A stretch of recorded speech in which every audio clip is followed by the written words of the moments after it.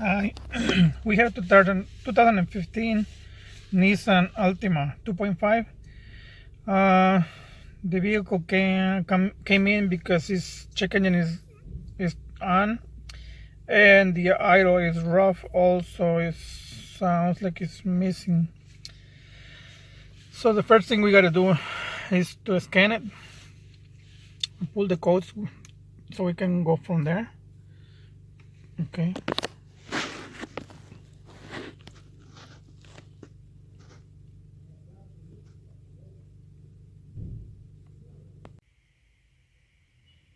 Okay, so we have multiple misfire and P0014 exhaust belt timing malfunction. We're gonna start the car.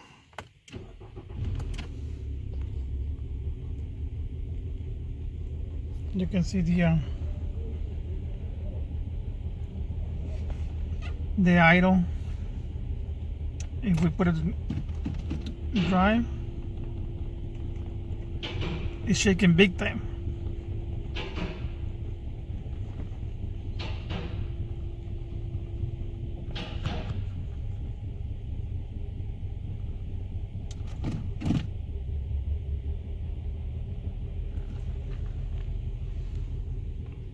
Okay, so we're gonna go outside and we're gonna pull the solenoid so we can check it.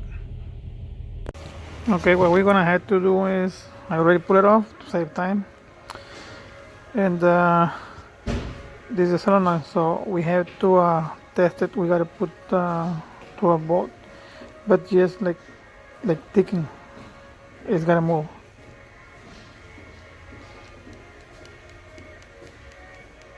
See, it's not doing anything. It's dead, completely dead.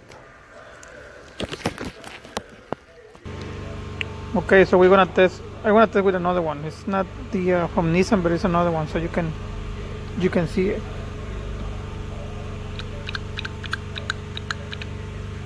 See right there. You gotta hear something like that. So you cannot keep it going for a long time. You gotta just click it. Other than that, if it's good, you're gonna burn it. Look right there.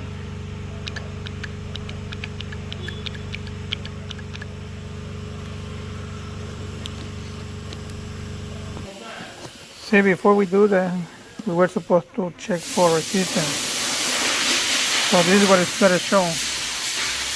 7 ohms.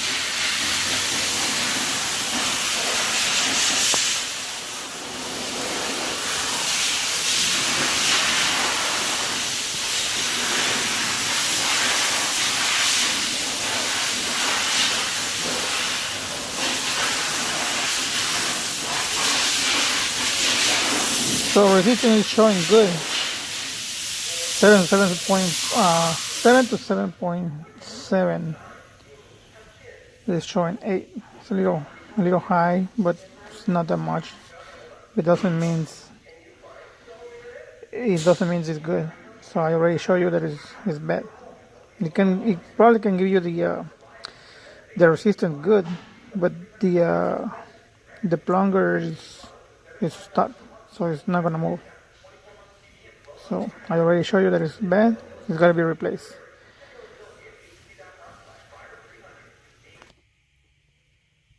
Okay, we're gonna start the car now.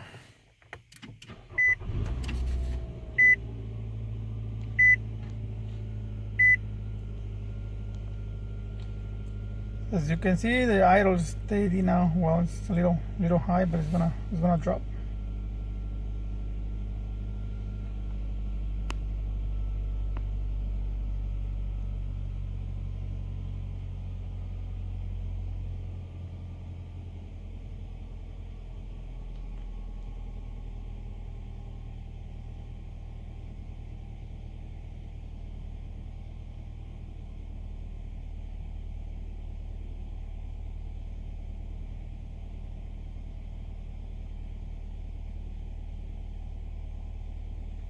And now it's steady. So we're gonna put it on drive.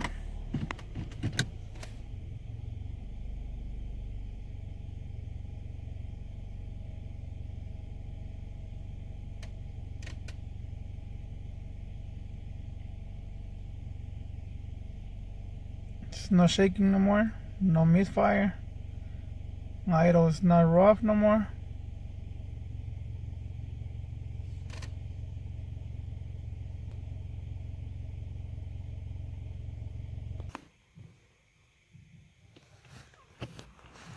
We're checking for codes. After we replace that, we erase it before we start the vehicle. And we turn it on. After I turn it on, I shut it off. I check it for codes again just to make sure. After I test drove the car, when I came back, check for the codes again. There's no codes. Okay, here you go.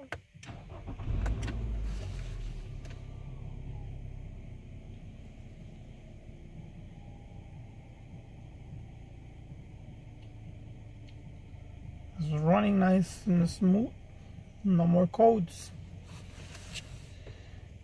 You gotta make sure before you do this test, you gotta make sure you have your oil level on the specifications, and it's gotta be nice oil. It cannot be dirty or sometimes they have like a gunk. So we gotta make sure it's nice and not that clear, but normal. Also, I forgot because I was trying to make it fast. I'm not trying to do this take forever. I'm trying to explain it as best as I can. But you gotta make sure when you turn the key on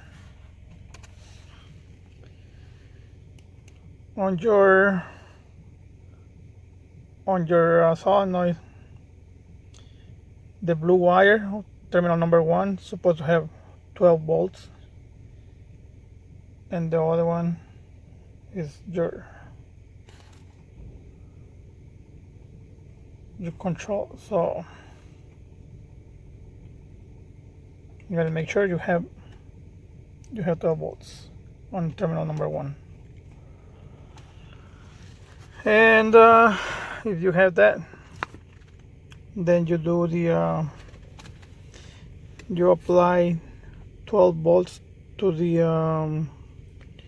solenoid. On the positive side, the positive is gonna go on the terminal number 1, and negative is gonna be on terminal number 2.